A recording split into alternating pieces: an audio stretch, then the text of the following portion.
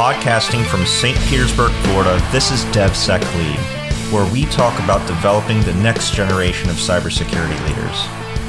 I'm your host, Wilson Bautista Jr., and welcome to Episode 0. In this episode, we will discuss what the purpose of this podcast is and why it's needed. You'll find a little bit out of who I am, as well as my personal leadership philosophy.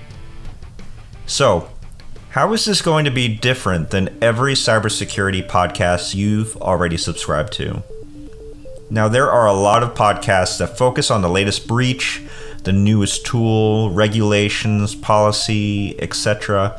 These are great, but this isn't about those things. This is meant for you to grow in the skills that aren't really talked about. We're going to talk about the different leadership concepts that people have and how to apply them. We're also going to talk about professional growth, challenging different perspectives, communicating to the business of the importance of what we do for our organizations.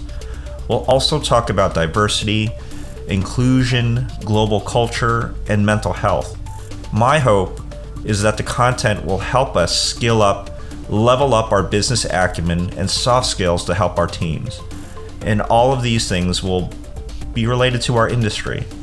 So as far as format, you could plan for 30 to 45 minute discussion sessions with thought leaders, managers, engineers, developers, and possibly a crazy person or two who are all passionate about one thing: making a difference.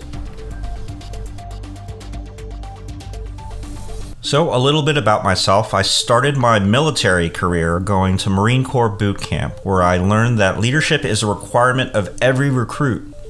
And as I went up the ranks, I gained more opportunities to lead people from all walks of life: the city, the country, race, gender, religion.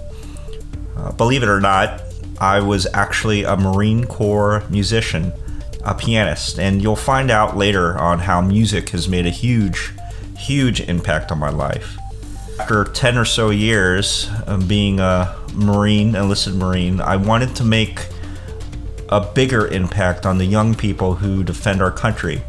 And so I took the next step in my military career and commissioned as a second lieutenant of Marines. I was trained as an information technology officer, and this is where I learned about managing single channel, multi-channel, SATCOM, circuit switching, packet switching networks. We had to know these so that we can ensure solid connectivity for our units during training exercises and out in the battlefield. I eventually deployed and was responsible for 113 Marines in Afghanistan, supporting Operation Enduring Freedom. We not only had to keep people connected, but also had to ensure that the network was secure from tampering from the enemy. So, in essence, I had a unique view of how these networks support combat operations. But as much as I love to connect things, after my deployment, I wanted to focus on something a little more sexy. I had a desire to break things. I wanted to learn more about the field we call cybersecurity. So I got out of active duty and pursued a different path, focusing on security, specifically in the defense industry. I started my training by getting foundational certifications and hands-on experience. Then I was auditing bases, different organizations against federal security baselines for their compliance with the Department of Defense regulations. Then I moved to vulnerability management and physical security assessments. My journey took me to a multinational power and automation firm, and I started as a security analyst. And this is where I improved security configuration baselines with a multinational team. And as the years went on, I was promoted to head of that team and then promoted as the head of the global vulnerability management services portfolio, where I was responsible for security configuration management, vulnerability management, end-of-life monitoring, and web application scanning globally for this company. So I had an amazing opportunity to lead a truly global team of 20 plus folks from around the world. And then at this point, I've seen what works and what doesn't in a large organization. And when the opportunity came up, I took a leap of faith to build an IT and information security program from the ground up at a startup. And this is one of my biggest challenges. I had to learn how to be resourceful, negotiate with senior leaders for budgets, had to balance between customer facing and project management. And when you're in a small business as a leader, the decisions you make have an immediate impact on the people around you. So I had to build IT operations to support the business. I had to build the IT security program to protect it. It was fast-paced, with limited resources and a lot of caffeine. Simply put, you either thrive on this kind of chaos or you die.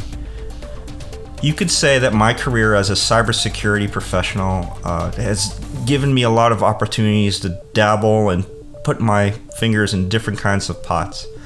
I would say that I'm more of a cybersecurity generalist than a specialist. And that's okay by me because I actually like to see how things fit.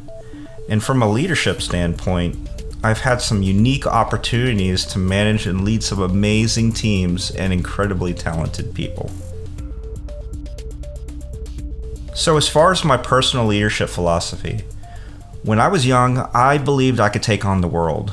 Being a young leader in the military, the focus was instant obedience to orders, which meant when someone of higher rank tells you to do something, you do it, no questions asked.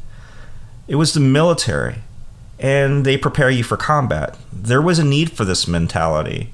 We were preparing for war. As I started to get more experience and more leadership opportunities in the service, I learned that everyone has their way of learning and their way they want to be communicated with. Sometimes you have to be firm, and sometimes you need to sit down and actually have a heart-to-heart. However, being in the military, my leadership was very two-dimensional. It was my only experience, and I needed to grow up. I didn't really start growing up until I was out in the real world collaborating with different cultures. I needed to adjust my style and technique of communication. I can't be as direct as I used to be when I was a Marine, and I had to learn the art of small talk as well as the communication styles of other cultures. It was truly a practice of cultural sensitivity. However, this improved how I'm able to communicate with my team, my business partners, and colleagues. And it was this real-life experience that helped me transition out of the military completely to be successful in the civilian world. So how is this related to cybersecurity? There is a lot of emphasis on being technically competent in our industry. We can learn the ones and zeros, programming in Python, popping shells. We can figure out ways to do assessments better or orchestrate security tools to automate remediation. These are hard skills, and they're important that we continue to develop them.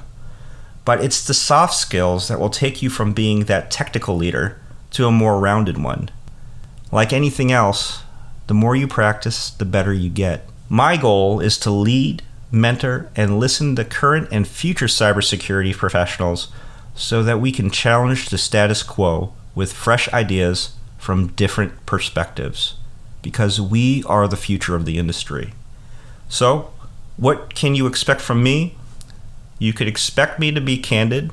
You could expect me to be respectful, with an open mind, and just know that I don't know everything. I'm on a journey myself, and I'm learning every day.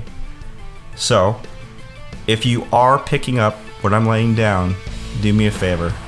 Subscribe to the podcast and follow us on Twitter and Facebook at dev.sec.lead. Thanks for listening. I hope you join me next time.